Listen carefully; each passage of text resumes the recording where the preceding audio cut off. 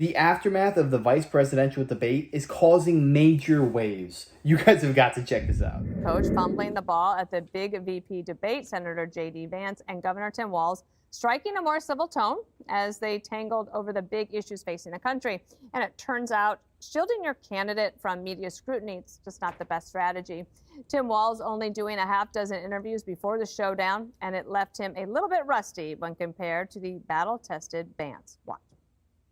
A nearly 80-year-old Donald Trump talking about crowd sizes is not what we need in this moment. Governor Walz just accused Donald Trump of being an agent of chaos. Donald Trump actually delivered stability in the world, and he did it by establishing effective deterrence. People were afraid of stepping out of line. When we start to see that type of fickleness around holding the coalitions together, Donald Trump's fickle leadership. Donald Trump is fickle. If you blame Donald Trump, who has been the vice president for the last 3.5 years? And the answer is your running mate, not mine. I sat in that office with those Sandy Hook parents. I've become friends with school shooters. You can't yell fire in a crowded theater.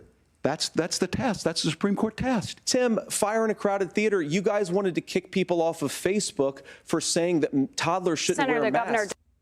Walz has faced credibility issues from stolen valor claims to embellishing his military record. And last night, he stumbled over whether he was in Hong Kong during the Tiananmen Square protest, despite many outlets reporting that he wasn't. Can you explain that discrepancy? My community knows who I am. They saw where I was at. Look, I will be the first to tell you, I have poured my heart into my community. I've tried to do the best I can, but I've not been perfect, and I'm a knucklehead at times.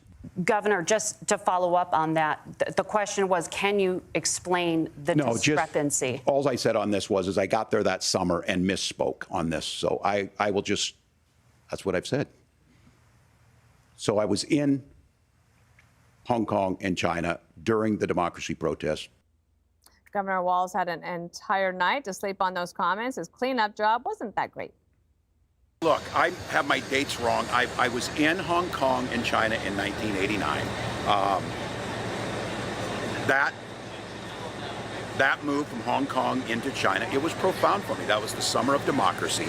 I said it's where I understood how sacred democracy was. All right, Greg Gutfeld, haven't heard from you yet, and looking forward to it. He was unprepared, but why is that his fault? Democrats don't have to be prepared. They're usually operating under the assumption that it's going to be an easier ride for them than if you were a Republican. And he's like, what's up? What's with all this stuff? The media tried to lower expectations for Walz, and they were right to do that now that we see how he did. But they overplayed Vance's unlikability. So you were expecting something that wasn't charming, smart, or steady. So the media actually helped Vance by amplifying his unlikability. The first time you saw Vance was last night after a steady diet of media caricatures. What a shock it must have been. Right, he's not weird. He's not mean. I mean, this guy came out and just shows you how the media lies to you. The media portrays those outside their bubble falsely. And then when you finally see the reality, then your eyes are open to the things they say. Vance also did something good.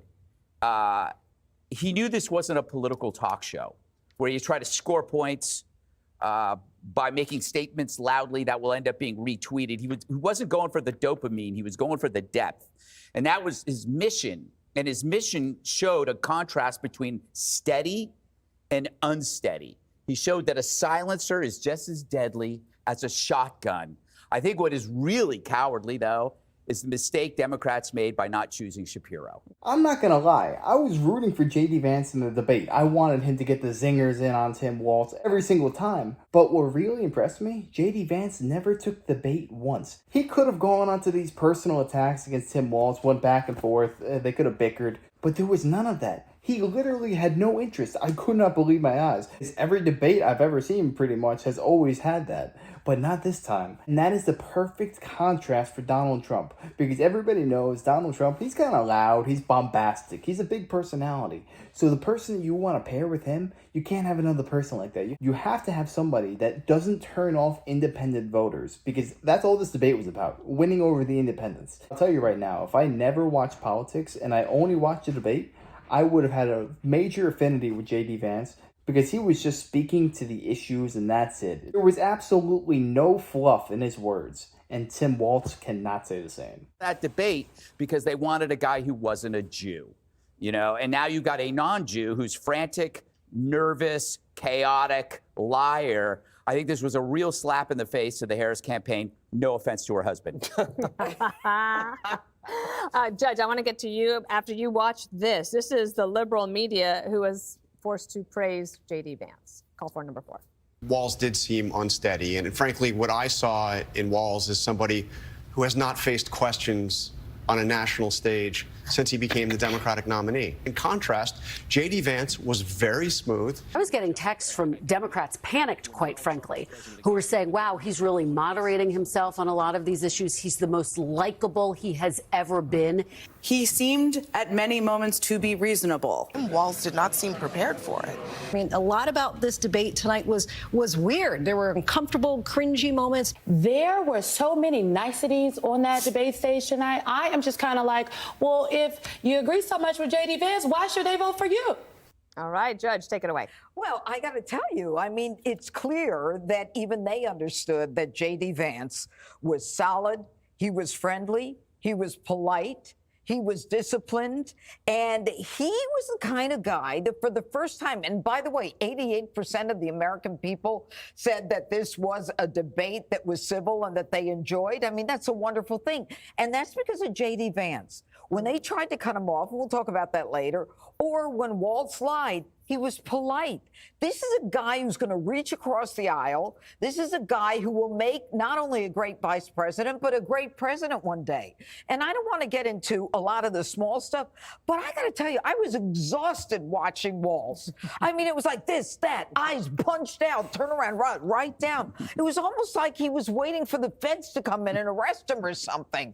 I was like exhausted. But J.D. Vance, he so impressed me. And I think he impressed everybody. This is a guy who's going to try to solve problems. He didn't fight. He didn't play dirty. I just want to say one more thing about Walz. You know, being a knucklehead doesn't excuse you from being a serial liar.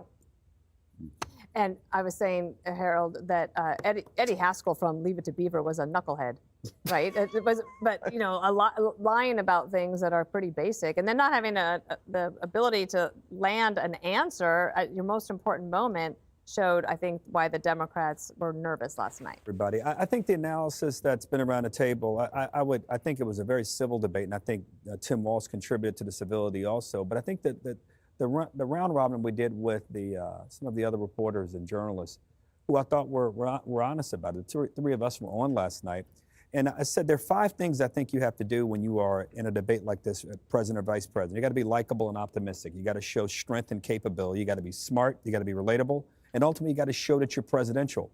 J.D. Vance, you're right, Judge. He was coming from a little bit of a deficit because of some of the media characterizations, as you said, Greg, and he. You know, you walked away. I didn't agree with him on a lot of things, but I didn't think he was a bad guy. I just think he's a guy that I don't agree with on things. But in terms of a person, a father, someone who's decent, and they agreed on child care, they agreed on guns, they agreed even in some other areas involving foreign policy, but they disagreed on some other things. I thought on the substance, J.D. was good on immigration and the border. He was good on the economy. He asked serious questions about why isn't the vice president doing this now, and I thought that. After they took the first commercial break, Walz was good coming back as he got his stride on abortion. He talked about health care, and if we undo the Affordable Care Act, what happens? I thought J.D. didn't have, that was the only time his substantive answers, they weren't as smooth as some of the others. And finally, I think the question he asked about, will you accept the outcome of the election? Do you believe that President Trump does? And he didn't answer that. But you gotta, as you look at this thing overall, then you gotta say that he got the better of it. That being Senator Vance. The debate went exactly as I expected because J.D. Vance has been putting himself through the ringer day in and day out since he got the VP nomination. How many different interviews did he go on? Countless. Tim Walz, he went on, 5 interviews the entire time? And all 5 were soft toss questions. They were not hard whatsoever. I mean, it's not like Tim Walz was walking into D-Day here. He had the moderators on his side. All he really had to do was just don't mess up that badly. But he couldn't really even do that because J.D. Vance was just bringing the facts to him. Anytime Walz said something like, oh, that's baloney, that's not true, J.D. Vance checked him. Okay, where was I wrong? Please tell me exactly where and be specific. And he couldn't do that. JD Vance had the man's number. This was a trouncing. And just remember, going into the voting booth come November, you're not voting based off of Trump or Kamala's personality. You're voting on behalf of you, yourself, your family, your kids. So please keep that in mind when voting. But yeah, if you guys enjoyed, make sure to smash that like, comment, subscribe, and I wish you guys nothing but the best. Till next time.